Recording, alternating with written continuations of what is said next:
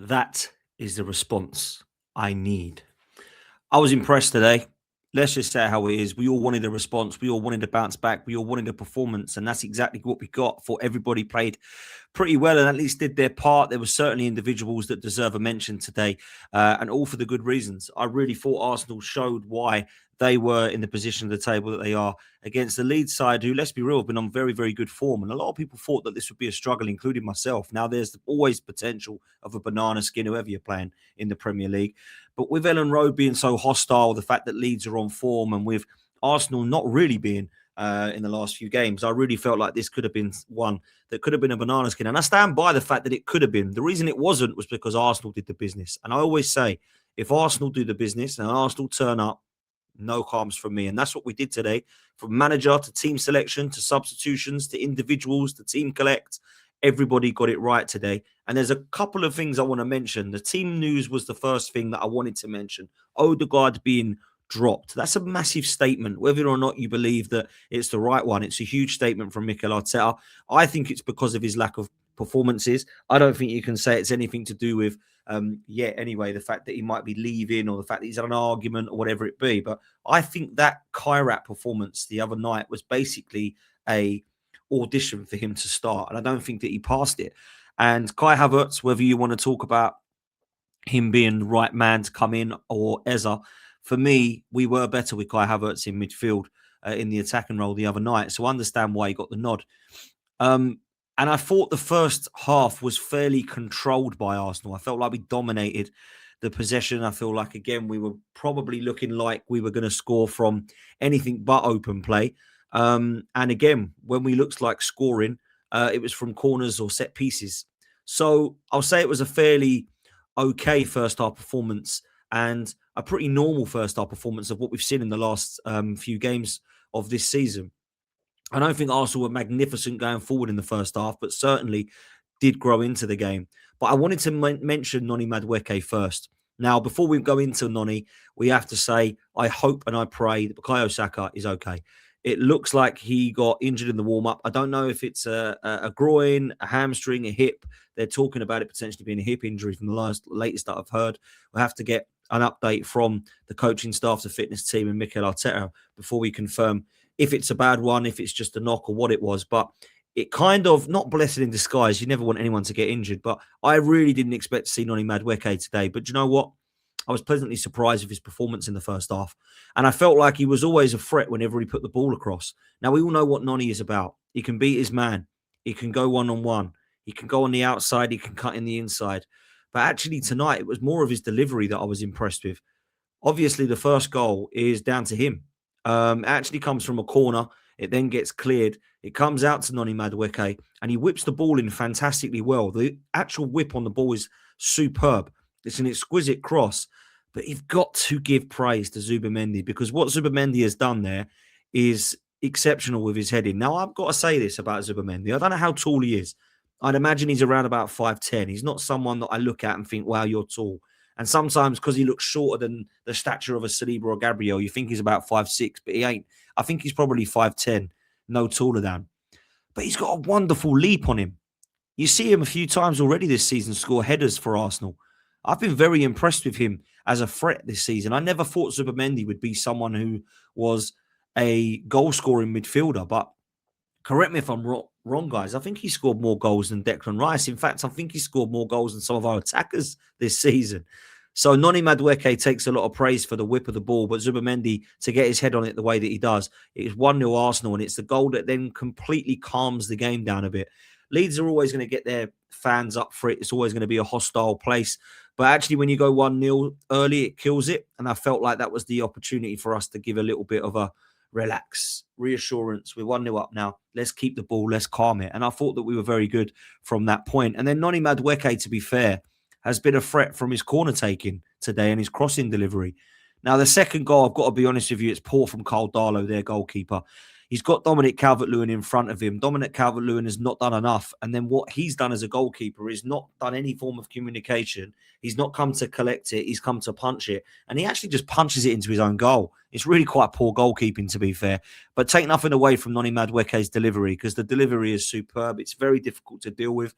And unfortunately, from a Leeds perspective, they find themselves go 2-0 down. And from where we're standing, we can then be reassured and start to calm the game down. And I think it gave everyone a little bit of a, we might get 3 points here now.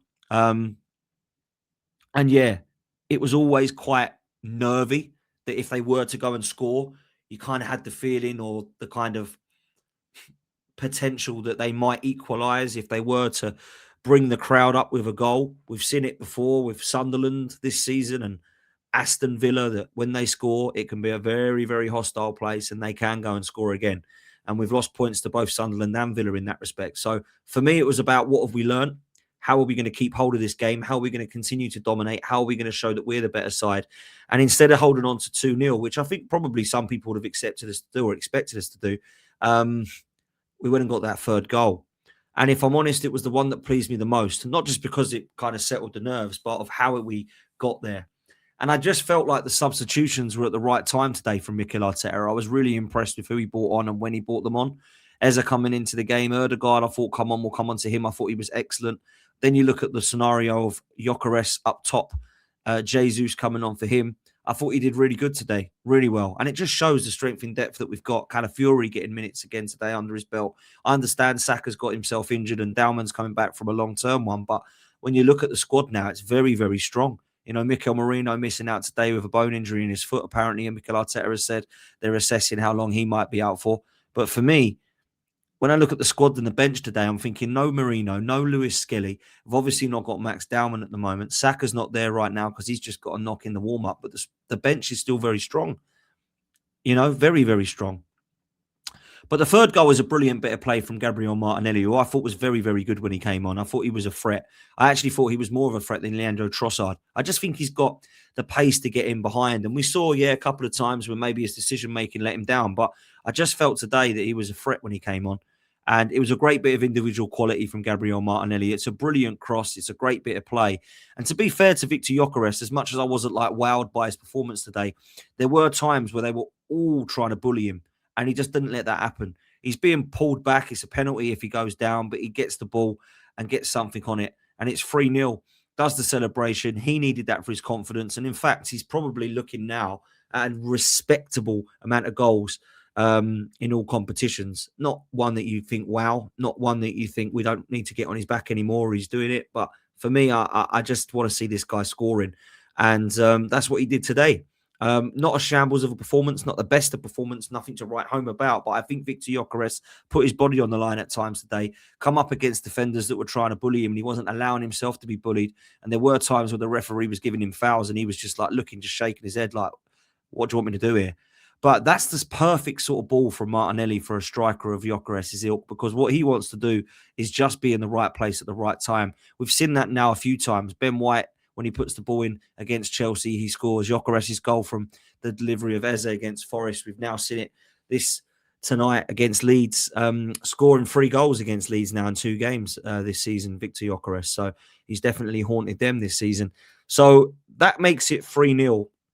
And when Jesus comes on, I really want him to score.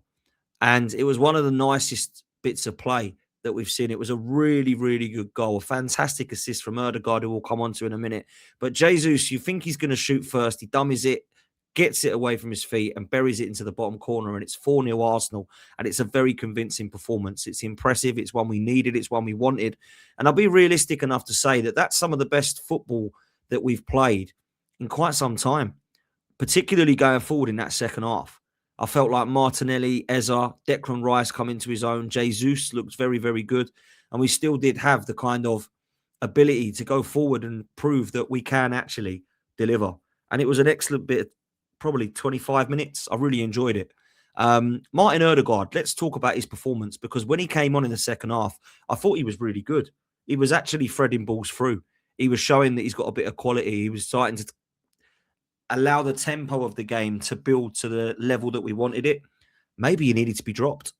Maybe he needed to realise he needed to up his game. Maybe he needed to realise that there's some competition now and that he isn't just waltzing into this side. But whatever has happened to his game, it was levelled to a different level today. I thought he was very good when he came on, and he was a player that I thought, made a couple of mistakes when he come on, give the ball away a couple of times. But actually, when he got on the ball, he made something happen today. And in that last 25 minutes, I did actually believe Arsenal were good going forward because of him. So I've got to be, fair. I don't think he's deserved praise in the last few games, but I thought today when he came on, he was a hell of a lot better. I've got to be honest.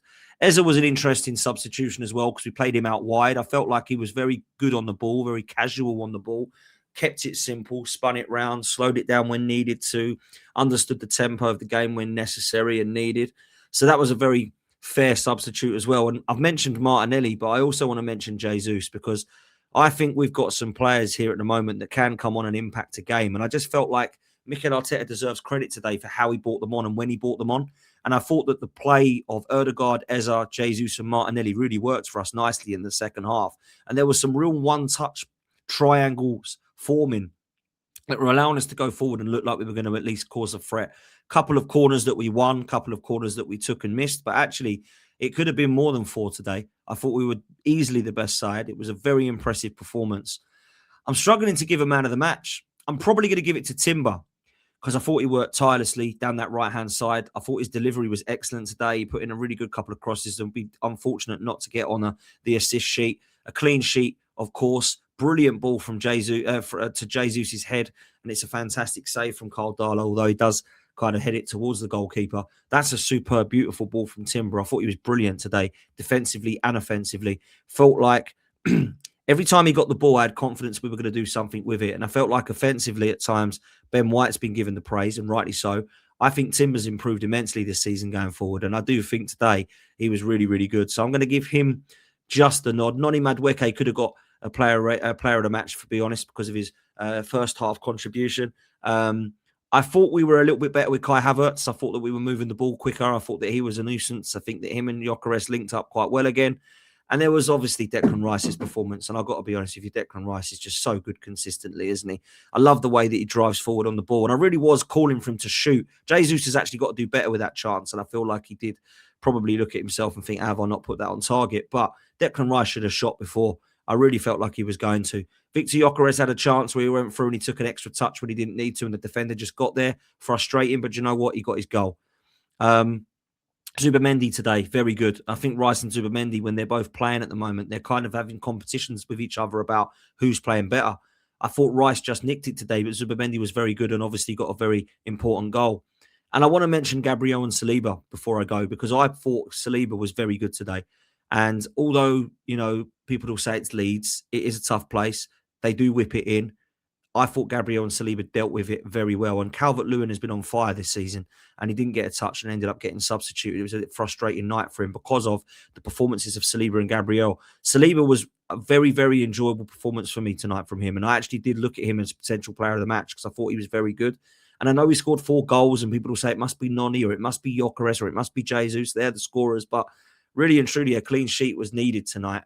I felt like we needed to prove that we've got our back line back, and that's exactly what we did. I thought they were all excellent, and Saliba deserves a mention tonight. I think this season he's been excellent. I'll be real. I think he's been really good.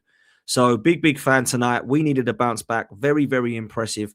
And we move now towards the game outside of the Premier League again, which is the Carabao Cup. We've got to go and do the business against Chelsea. I expect a few changes. We won't see Saka. I imagine Noni Madueke has probably done enough tonight to probably start and warrant a start against Chelsea, his former club. And I think you'll probably see a couple of changes from what we saw in this game. But this is job done. We can relax. We'll look at what happens tomorrow in the other games with Villa and City and the other guys playing. And we just have to sit there and say, this is the day where we just say, fair play Arsenal, you've done your job. Fair play Arteta, you've done your job. I thought the team selection, the in-game management, the tactics and the substitutions were spot on from him. The players deserve credit, particularly our backline, Timber, Saliba, and of course, Noni Madueke. In midfield, I thought we dominated. I thought Rice and Zubimendi deserved a mention. And of course, to get both your strikers on the score sheet today with Gyökeres and Jesus scoring, I think it's a great day at the office. So I'm very, very happy as an Arsenal fan. We go 7 points clear. Now it's all on Manchester City to see if they can catch it back up and narrow it to 4 points. Do me a favour, hit like, hit subscribe, and we will see you on the next one. Come on, you Gunners.